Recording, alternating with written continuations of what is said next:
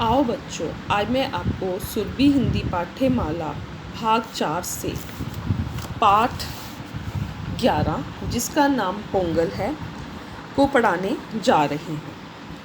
पोंगल दक्षिण भारत का एक प्रमुख त्यौहार है।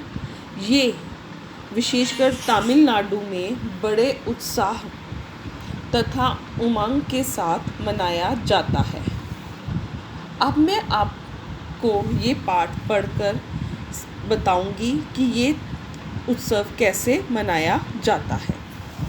जिस प्रकार पंजाब में गर्मी के स्वागत में बैसाखी का त्यौहार मनाया जाता है, उसी प्रकार तमिलनाडु में हेमंत ऋतु में मकर संक्रांति के मौके पर पोंगल को ऋतु पर्व के रूप में मनाया जाता है।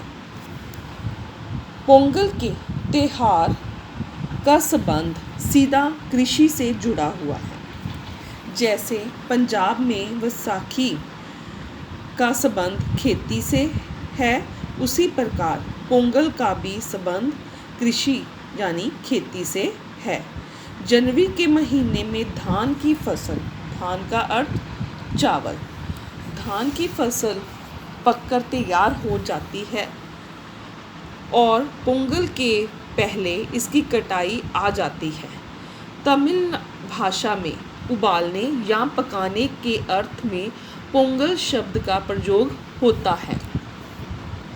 इस प्रकार पोंगल का सीधा अर्थ हुआ नए चावलों को उबालना या पकाने का पर्व। इसलिए इस दिन नए धान से निकाले चावलों का प्रयोग होता है। पोंगल 3 प्रकार का होता है और लगातार 3 दिन तक मनाया जाता है। पहला भोगी पोंगल, दूसरा सूर्य पोंगल, तीसरा मटुक पोंगल। पहला भोगी पोंगल सबसे पहले दिन मनाया जाता है। इस दिन परिवारों में कई प्रकार के उत्सव होते हैं। साफ सफाई करके घरों की लिपाई पुताई की जाती है और घरों को सजाया जाता है। इस दिन इंद्र देवता के पूजा पाठ के बाद नई फसल के नए चावलों को पकाकर सहभोज इकट्ठा बनाकर खाना। परिवार एक साथ बैठकर जो भोजन करता है उसे सहभोज कहते हैं, किया जाता है। इस मौके पर वातावरण में उल्लास, खुशी और नई स्फूर्ति अर्थ नई ताजगी भी आ जाती है। दूसरे दिन सूर्य पोंगल मनाया जाता है। इस दिन लोग नए वस्त्र पहनते हैं। नए धान के चावल की खीर बनाई जाती है। जिस दिन सूर्य पोंगल होता है, दूसरे दिन उस दिन जो नए चावल होते हैं उसकी खीर बनाई जाती है। और ये खीर नए हांडिये में बनाई जाती है। जो खीर है वो नए बर्तन हांडिये, जैसे खीर बनाने के लिए जो बर्तन लेते हैं उसे हांडिया कहते हैं। जिस हांडिये में खीर पकाई जाती है उसके गले में हल्दी का पौधा बांधा जाता है। इसका अर्थ हुआ जिस बर्तन में खीर बनानी या पकाई जाती है उसके गले उस बर्तन के ऊपरले हिस्से में हल्दी का पौधा बांधा जाता है। खीर को सूर्य देवता को अर्पित करते हैं और उनकी पूजा करते हैं। इसके लिए सभी घरों में सूर्य देवता के सुंदर चित्र बनाए जाते हैं। दोपहर के समय पूरा परिवार एक साथ भोजन करता है। इस दिन भी जब दोपहर का खाना सारा परिवार एक साथ खाता है। तीसरे दिन मटुक पोंगल तीसरे दिन मनाया जाता है। मटु पोंगल का शाब्दिक अर्थ पशु। इस दिन किसान अपने बैलों और अन्य पशुओं की पूजा करते हैं।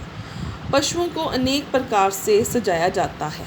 सूर्य देव को अर्पित की हुई खीर, जो उन्होंने पहले दिन सूर्य देव के पोंगल के दिन जो खीर बनाई होती है,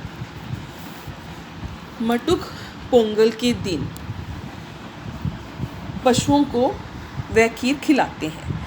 इस दिन पशुओं को खिलाई जाती है। इससे पहले उन्हें बहुत अच्छी तरह से स्नान करवाया जाता है और उनके सींगों को पीतल से मढ़ा जाता है। जो लोग सींगों के लिए पीतल के खोल नहीं बनवा सकते, वह पशुओं के सींगों को रंग से रंग देते हैं। बैलों के गले में मालाएं पहनाई जाती हैं और उनके माथे पर तिलक भी लगाते हैं। उनके गले में बजने वाली छोटी छोटी गेंटियाँ भी बांधी जाती हैं। मट्टू पोंगल वाले दिन पूरे दिन पशुओं की पूजा और उनका प्यार दुलार होता रहता है। रात को सामूहिक भोज होता है। इस दिन पशुओं की पूजा के साथ उन्हें प्यार दुलार भी करते हैं और गांव में या गांव के बाहर सामूहिक भोजन का प्रबंध किया जाता है। इस भोजन में किसी प्रकार का भेदभाव नहीं होता। सभी वर्ग के लोग खुले दिल से इसमें सम्मिलित का अर्थ इकट्ठे होते हैं। पोंगल के मौके पर बैलगाड़ियों की दौड़ और सांडों की लड़ाई के कार्यक्रम भी होते हैं। तमिलनाडु के कई प्रमुख नगर के बाहरी मैदानों में ये आयोजन किए जाते हैं। इन मैदानों में रिष्ट पुष्ट सांडों को छोड़ देते हैं और नगाड़े और ढोल बजाकर उन्हें लड़ने के लिए उत्तेजित करते हैं। जो रिष्ट पुष्ट तंदुरुस्त सांड होते हैं, उनको इन मैदानों में छोड़ देते हैं, ढोल बजाकर उन्हें लड़ने के लिए उत्तेजित करते हैं। फलस्वरूप उत्तेजना के साथ सांड परस्पर जब उनमें उत्साह बढ़ जाता है और वह सांड आपस में लड़ने लगते हैं। कुछ लोग सांडों के सींगों में नोटों की गड्डियाँ भी बांध देते हैं। सांडों को उत्साहित करके भगाया जाता है। जब कोई साहसी युवक जान जोखिम में डालकर सांड के सींगों से नोटों की गड्डियों को झपट लेता है, तो सभी लोग ताली बजाकर और वाही से उसका स्वागत करते हैं। कहते हैं प्राचीन काल में युवतियाँ ऐसे ही मौके पर ऐसे ही किसी साहसी युवक को अपना पति चुन लेती थी। आज के वैज्ञानिक युग में यद्यपि त्योहारों के कई कार्यकलाप बदल गए हैं, किंतु सांस्कृतिक विरासत के रूप में उनका महत्व कम नहीं हुआ। हर्ष उल्लास में कोई कमी नहीं आई है। धन्यवाद।